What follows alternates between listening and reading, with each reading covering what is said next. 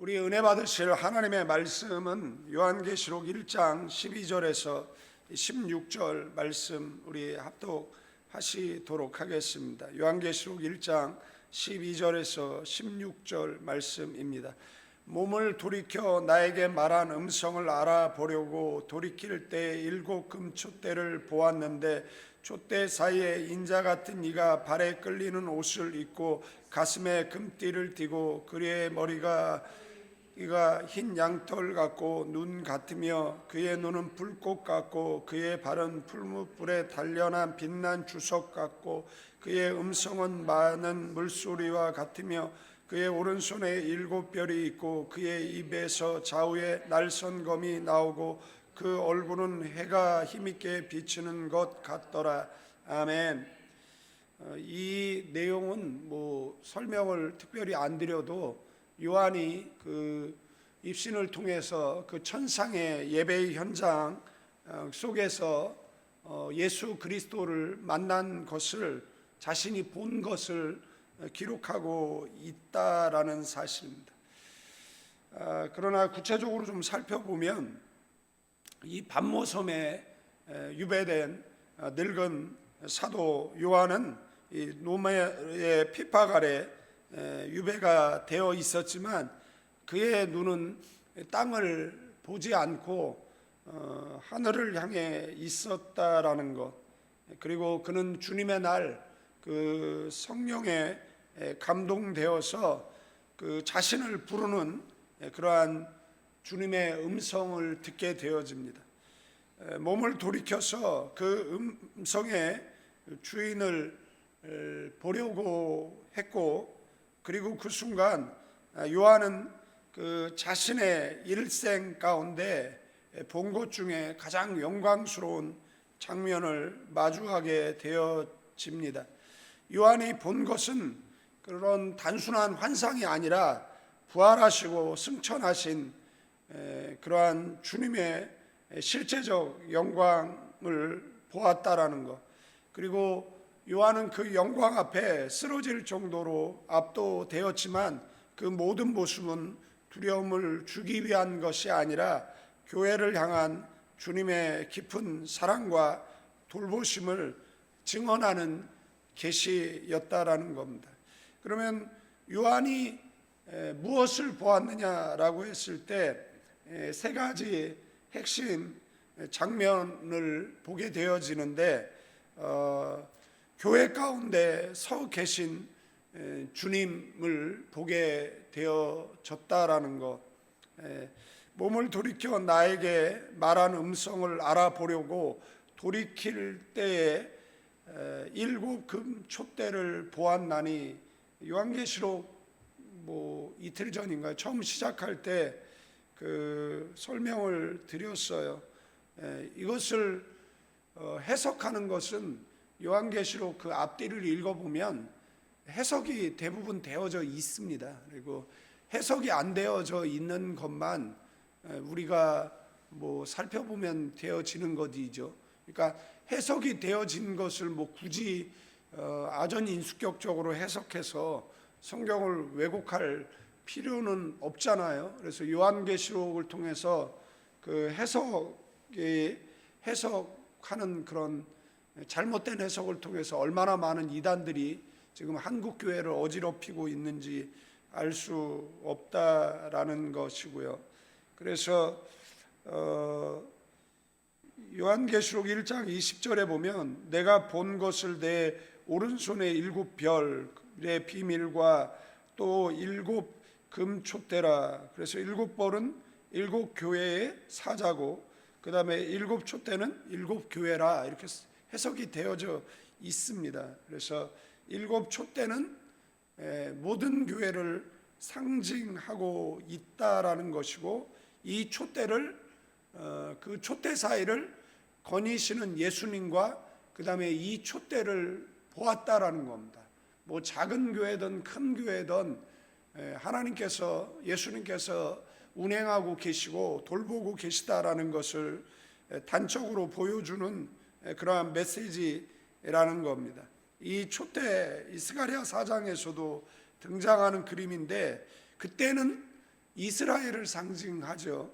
그러나 요한계시록에서 촛대는 이 소아시아와 그 다음에 7교회, 그리고 더 넓은 의미에서는 오늘날 모든 교회를 가리킨다라고 말씀을 드렸습니다. 왜 7이냐라고 얘기했을 때도 설명을 드렸어요. 성경에는 그 숫자적 그 상징성을 사용하고 있다라는 거. 그래서 신학의 학문 가운데 수신학이라는 학문이 있습니다. 그래서 그 성경에 나오는 그 숫자들은 다 의미가 있고 그것들은 또 성경이 해석을 하고 있어요. 그러니까 그 요한계시록에 그 보면은 14만 4천이 나오는데 그 14만 4천은 무량대수입니다. 그러니까 인간이 헤아릴 수 없는 많은 숫자가 구원을 얻는다라는 그런 의미죠.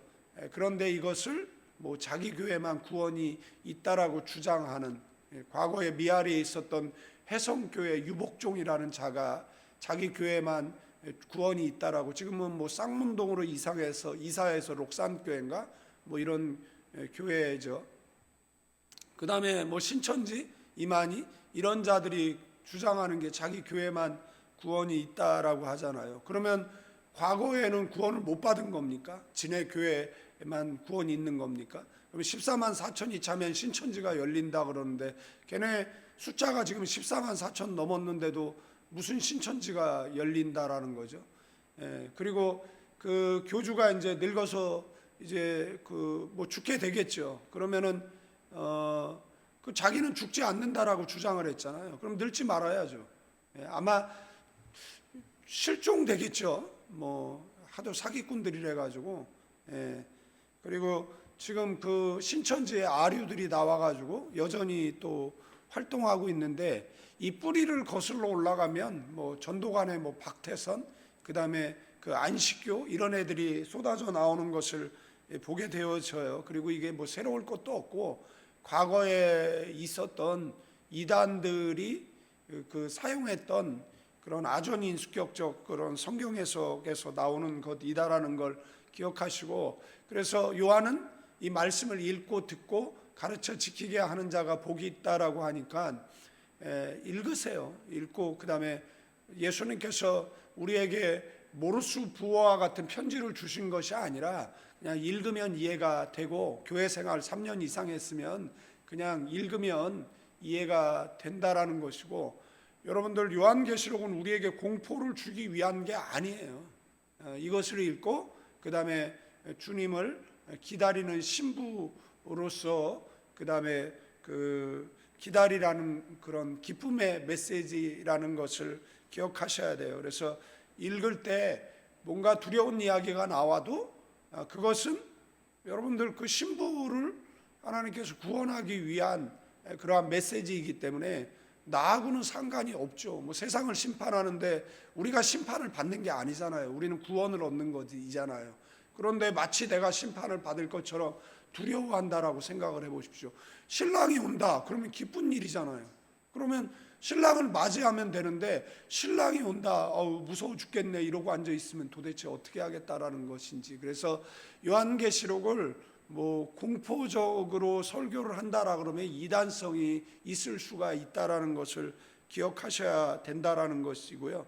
주님 오신다라는 걸 우리를 구원하신다라는 것이지 우리를 심판하는 게 아니잖아요. 그러니까 심판은 예수 안 믿는 사람이 받는 것, 회개하지 않는 사람이 받는 것이고 성령을 회방한 사람이 받는 것이잖아요. 저와 여러분들은 예수님을 믿고 그 다음에 성령의 인도함을 받고 살아가잖아요. 그리고 삶에 묻어오는 죄는 회개하기 때문에 우리에게는 굿뉴스고 기쁜 소식인 줄로 믿습니다. 이 촛대, 왜 성경은 상징을 사용하느냐라고 얘기했을 때 촛대는 무슨 역할을 하죠? 비추는 역할을 하는 것입니다. 세상은 어두워요. 세상은 어두운 그러한 세상이다라는 사실입니다. 그 어두운 세상을 비치는 그러한 빛이 뭐냐라고 얘기했을 때 진리의 빛, 예수 그리스도의 빛이잖아요. 그래서 교회는 왜 촛대냐라고 얘기했을 때 세상이 어두워질 때 그 다음에 그리스도의 빛을 비추는 기관, 그것이 바로 교회인 줄로 믿습니다. 그리고 촛대는 금으로 만들어졌어요. 교회는 세상의 어떤 기관보다 존귀한 기관인 줄로 믿습니다. 아멘. 촛대는 스스로 빛을 내는 것이 아니죠. 등잔 올려두는 이 받침이잖아요. 교회는 스스로 빛나는 존재가 아니에요. 그리스도의 빛을 받아들여내는 그러한 공동체인 줄로 믿습니다. 요한은 환난 가운데 있으면서도 가장 먼저 교회의 영광을 보게 되어졌어요. 그래서 교회는 영광스러운 존재라는 것이, 교회가 흔들리고 성도가 무너져도 주님은 여전히 교회를 금촛대로 보시고 그 빛을 꺼지지 않게 붙들고 계시는 줄로 믿습니다. 교회는 세상에서의 영적 전쟁 가운데 패배할 수가 없습니다. 왜 그렇죠? 예수님이 이겨놓은 싸움을 교회가 어떻게 지겠습니까? 지는 이유, 만약에 진다 그러면 목회자나 성도가 포기했기 때문에 지는 것이지, 계속해서 끊임없이 기도하고 그리고 하나님의 은혜를 구할 때에는 하나님께서 교회를 계속해서 붙들고 성장 그리고 발전시켜 주실 줄로 믿습니다. 13에서 15절 말씀에 촛대 사이에 인자 같은 이가 누구죠? 예수 그리스도잖아요. 발에 끌리는 옷을 입고 가슴에 금띠를 띠고 그의 머리가 털의 희기가 흰 양털 같고 눈 같고 그의 눈은 불꽃 같고 그의 발은 풀무불에 단련한 빛난 주석 같고 그의 음성은 많은 물소리와 같으며, 촛대 사이를 다니는 누구를 본 겁니까? 예수님의 모습을 요한이 봤어요. 그래서 예수님은 이런 모습이다. 그러면은 이게 뭐 해석이 필요합니까? 요한이 그 말한 것을 우리가 아멘으로 그냥 받으면 되는 것이죠. 이것은 요한이 본 두 번째 충격적인 그러한 장면인데, 누구를 본 거죠? 처음에 촛대를 받고 두 번째는 이제 예수님을 본 거죠. 인자라고 표현했는데, 인자는 다니엘서 7장을 반영한 그 인성을 가지신 예수님이지만, 그 예수님은 동시에 영광으로 충만한 왕이신 모습을 보게 되어졌다라는 것. 그 예수님이 어디 계시느냐라고 얘기했을 때 교회들 사이에 계시다, 촛대 사이에 계시다. 그 예수님이 어디 계시는가? 가나안 교회와 함께하고 계시는 줄로 믿습니다. 이 땅에 존재하는 모든 교회 사이를 왕래하고 계시는 줄로 믿습니다. 예수님은 뭐 목사가 있는 자리에만 계신 것이 아니라 예수님은 성도들 가운데 함께 하시는 줄로 믿습니다. 예수님은 큰 교회만 계시는 것이 아니죠. 작은 교회도 계시고, 신앙이 좋은 사람 곁에만 계시는 것이 아니라 그렇지 않은 사람 곁에도 계시죠. 교회 한복판에 서셔서 교회를 살리시고 돌보시는 분, 그분이 누구라고요? 예수 그리스도입니다. 멀리 계신 것이 아니라 가까이 계시기 때문에 우리가 그분한테 기도할 때 응답이 저와 여러분에게 주어지는 놀라운 은혜가 있을 줄로 믿습니다.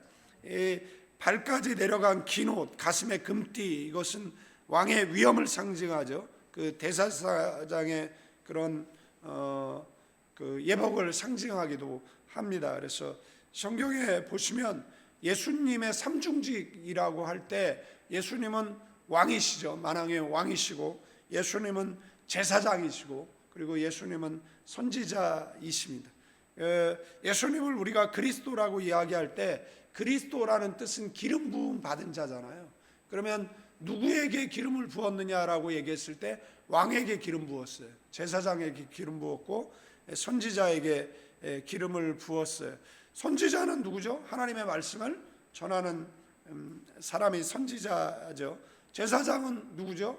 하나님과 인간 사이의 그 중보자를 제사장이다라고 이야기하잖아요. 그래서 하나님과 인간 사이를 그 예수 그리스도께서 십자가의 죽으심으로 화해를 시키는 것이잖아요. 죄 문제를 해결하고 그 다음에 하나님과 화해를 시키는 그러한 중재자, 그 제사장의 사명을 예수님은 감당하셨고 완성하셨잖아요. 그래서 십자가에 달리셔서 다 이루셨다라고 그렇게 말씀을 하셨어요. 예수님은 또 누구시죠? 왕이시죠. 네. 아멘. 그래서 예수님의 이 삼중직을 이야기하는 겁니다. 그래서 마태복음 12장에 보면 무리가 이르되 갈릴리 나사렛에서 나온 선지자 예수라. 그래서 예수님을 선지자라고. 그 다음에 히브리서 4장 15절에 보면 우리에게 있는 대제사장은 우리의 연약함을 동정하지 못하실 리가 아니고 모든 일에 우리와 똑같이 시험 받으신 이로서 죄는 없으시다. 그래서 우리가 은혜의 보좌 앞에 담대히 나아갈 수 있다라고 히브리 기자는 말씀하고 있고, 요한계시록 17장 14절에 보면 그들이 어린 양과 더불어 싸우니와 어린 양은 만주의 주시오 만왕의 왕이시므로 그들을 이기실 터이요 또 그와 함께 있는 자들 곧 부르심 받은 택하심 받은 진실한 자들도 이기리로다. 아멘. 예수님이 이겼잖아요. 저와 여러분들도 이길 줄로 믿습니다. 지는 이유는 뭐죠? 포기해서 지는 거예요. 그러니까 이기기 위해서 어떻게 끝까지 기도해야죠. 계속 기도하시고 아멘. 궁극적으로 승리하는 인생 되기를 주님의 이름으로 축원드리겠습니다. 뭐 중독에서 벗어날 수 있는 방법이 뭐냐라고 얘기했을 때 끊임없이 싸우는 거죠. 끊임없이 싸우는 거죠. 그리고 예수님께서 이겨놓은 싸움이니까 궁극적으로 저와 여러분들은 이길 줄로 믿습니다. 지는 이유가 뭐냐라고 얘기했을 때 옆 사람에게 옆 사람이 없네. 멀리 떨어져 있는데 우리는 질래야 뭐 할 수 없는 사람이다라고요? 질 수 없는 사람입니다.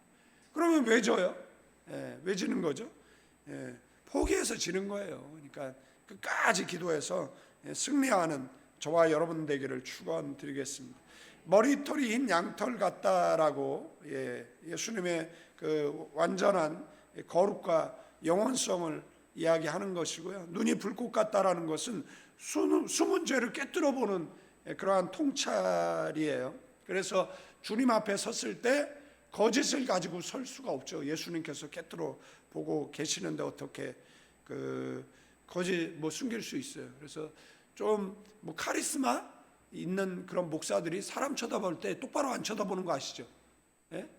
그 사람 쳐다볼 때 마치 영혼을 깨뜨려 보는 것처럼 쳐다보는데 그 눈빛이 얼마나 재수 없는지 압니까? 예? 어떤 목사가 제가 그렇게 무엇인가 꿰뚫어 보는 눈빛으로 쳐다보길래 제가 얘기했어요. 왜 사람을 그렇게 쳐다보세요? 라고. 예? 왜 세모나게 보세요? 네모나게 보세요? 예? 여러분들 무당이 그렇게 보잖아요. 사람 뭔가 꿰뚫어 보는 것처럼. 그러면은 그 사람이 그 사람을 대하는 태도가 잘못된 것이잖아요. 예? 그런 눈빛은 누구에게 보는 겁니까? 예? 귀신 들린 사람을 쳐다볼 때 그렇게 보겠죠. 뭔가 문제가 있는 사람을 쳐다볼 때 그렇게 쳐다보는 것이잖아요. 그 예수님 흉내내는 것이잖아요. 그 무속인들 흉내내는 것이잖아요. 눈에 힘주고 쳐다보면 꿰뚫어 봅니까? 아유, 진짜 병신도 종류가 있다더니. 그런 사람도 굉장히 많거든요. 뭔가 꿰뚫어. 여러분들 자 이렇게 눈 이렇게 스마일. 그래서 예수님은 우리를 바라볼 때 어떻게 바라봐요? 아들을 보는 눈빛으로 바라보죠. 그렇게 무슨 카리스마 있는 것처럼 뭔가 깨뜨려 보는 것처럼 그렇게 쳐다봅니까? 그러면 저도 그를 깨뜨려 볼 수 있죠. 너는 곱게 못 죽을 거다라고. 그죠? 그런 눈빛으로 사람들을 조종 통제하면 나중에 노년에 비참해져요. 유수의 주인공 되고. 그러니까 사람 바라볼 때 지 성도를 바라볼 때 막 그렇게 꿰뚫어게 바라봅니까? 그리고 그거를 카리스마 있으면 그냥 칼 없으면 하는 게 낫지. 그러니까 자 사람 볼 때 왜 사람을 그렇게 봐요? 그러니까 부드럽게 이렇게 웃으면서 이렇게 부드러운 눈빛, 인자한 눈빛으로 바라보세요. 귀신을 바라보듯 바라보면 되겠습니까? 우리 주님께서는 우리를 어떻게 바라봐요?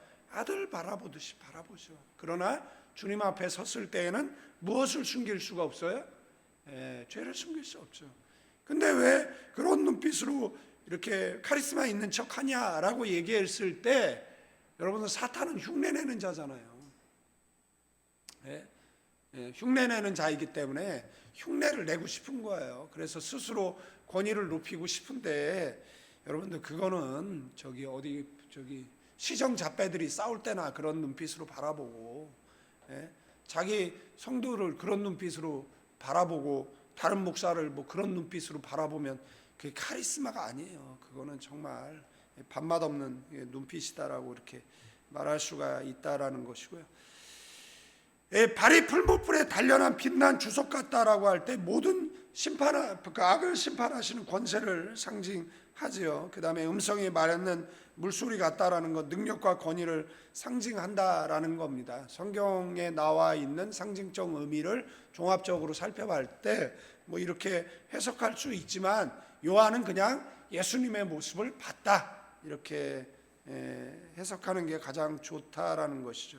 예수님은 누구죠? 교회의 머리시죠. 왕이시고 선지자고 대제사장이고 영광으로 충만한 모습을 누가 봤어요? 요한이 봤어요.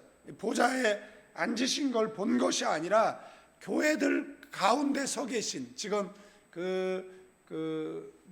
소아시아의 교회들이 풍전등화 같은 상황에 있잖아요. 그런데 지금 하나님께서는 예수님께서 그 사이를 거닐고 계시다라고 이야기를 하고 계시는 것이잖아요. 교회는 누가 지켜요? 주님이 지키시는 줄로 믿습니다. 16절 말씀에 그의 오른손에 7별이 있고 그의 입에서 좌우에 날성검이 나오고 그 얼굴은 해가 힘있게 비치는 것 같다. 오른손에 7별, 7별은 뭐 교회 목회자라고 그 20절에 해석을 하고 있어요. 그 모든 목회자를 누가 붙들고 있는 거예요? 예수님께서 붙들고 계시는 거죠. 교회가 위기에 처해도 죄의 손이 누구를 붙들고 있는 겁니까? 목회자를 붙들고 있는 거죠. 목회자가 스스로 예수님의 붙들고 계심을 뿌리치지 않는 이상 교회는 그 예수님의 은혜로 지탱되어지는 줄로 믿습니다. 입에서 좌우에 날선검이죠. 이것은 하나님의 말씀이에요. 위로뿐만 아니라 그 악인들의 심판을 상징합니다. 말씀은 사람의 영혼을 가르고 생각을 판단합니다. 오늘 교회를 살리고 부흥시키는 것도, 타락한 교회를 깨트리는 것도 오직 주님의 말씀인 줄로 믿습니다. 그 말씀이 좌우의 날선검과 같이 우리의 심령 골수를 쪼개는 줄로 믿습니다. 얼굴이 해같이 힘있게 비추는 것 같다. 이 영광은 요한이 변화산에서 경험한 적이 있어요. 주의 얼굴은 죄인을 심판하는 빛이 아니라 성도를 거룩으로 이끄는 빛, 교회를 회복시키는 빛인 줄로 믿습니다. 결론적으로 말씀드리면 요한계시록의 시작은 두려움이 아니에요. 예배라는 것. 많은 사람은 요한계시록을 무서운 책이라고 생각을 합니다. 여러분들 사랑하는 사람에게 보낸 편지인데 뭐가 무섭다라는 건지 잘 모르겠어요. 그래서 요한계시록으로 가지고 사람들을 겁박하고 조종 통제하려고 하고 그 다음에 공포감을 준다라고 얘기하면 저 사람 이단성이 있겠구나 이렇게 생각하시면 될 것 같아요. 사도 요한은 계시록을 그 예배 가운데 보았어요. 음성을 들었고 돌아보았고 그 다음에 주님 앞에 뭐 했습니까? 납작 엎드렸죠. 경배했어요. 요한계시록 1장은 부활하시고 영광으로 충만하신 주님은 지금도 7 금초대 사이에 교회를 붙들고 계시는 줄로 믿습니다. 그러므로 사랑하는 성도 여러분, 우리의 두려움보다 크신 주님 바라보시는 저와 여러분들 되기를 축원드리겠습니다. 사랑은 모든 두려움을 내어쫓습니다. 그러니까 하나님을 사랑하는 사람은 세상 앞에 쫄지 않습니다. 망할까봐 두렵고 죽을까봐 두렵고 지옥 갈까봐 두렵고 맨날 두렵다라고 이야기하면 회개하고 신앙의 옷깃을 여미는 저와 여러분 되기를 축원드리겠습니다. 그리고 교회의 상황보다 먼저 교회 한가운데 서 계신 주님의 영광을 바라보는 그런 영안이 열려 있기를 축원드리겠습니다. 교회 문제만 있으면 오두방정을 떨고 교회가 당장이라도 큰일 날 것처럼, 교회는 하나님의 장중에 붙잡힌 바 되어 있으니까, 옆 사람에게 교회 걱정하지 말고 네 걱정이나 해라, 이렇게 자기 걱정하시면 돼요. 그리고 자기 걱정도 하면 안 되죠. 그 걱정은 주님께 맡기시는 저와 여러분 되기를 축원드리겠습니다. 제가 말을 디디하게 해가지고 맞춰야지. 나이가 드니까 말이 느려지는 것 같아. 오늘도 그 예수님이 우리를 붙들고 계시고, 아멘. 웬만하면 하나님이 붙들고 계시니까 웬만하면 성장하고, 웬만하면 부흥하고, 웬만하면 축복을 받습니다. 웬만하면. 그런데 문제는 뭐냐면 웬만하지 않아서 이게 문제예요. 그죠? 요즘은 하나님이 웬만하면 축복하는 것 같아요. 왜냐하면 옛날에는 웬만해야 축복을 받았거든요. 웬만해야. 왜냐하면 교회 권사님들이 한 8시간씩 기도하고 교회 가서 잠자고 정말 주의 종처럼 일했잖아요. 아이고, 지금은 그냥 날라리들만 있어가지고, 누가 교회 가서 밤새 철야하며 기도하고 이런 사람들이 있습니까? 요즘은. 그러니까 요즘은 기도를 별로 안 해. 그러니까 요즘은 1시간만 기도해도 눈에 띄어. 그러니까 요즘은 이렇게 스스로 요즘은 하나님이 웬만하면 축복한다, 이렇게 하시면 될 것 같아요.